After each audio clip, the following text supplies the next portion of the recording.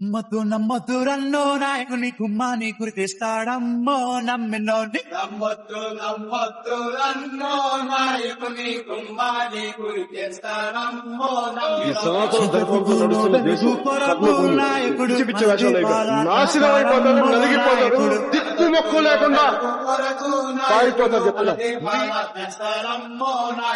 మా దేవుడు గొప్పంటాడమ్మో నాయకుడు సనాతన ధర్మాన్ని నేను పాటిస్తున్నప్పుడు దాన్ని విమర్శించే హక్కు ఎవరికి?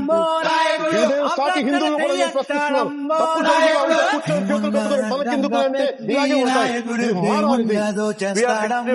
నాయకుడు వికారం నాయకుడు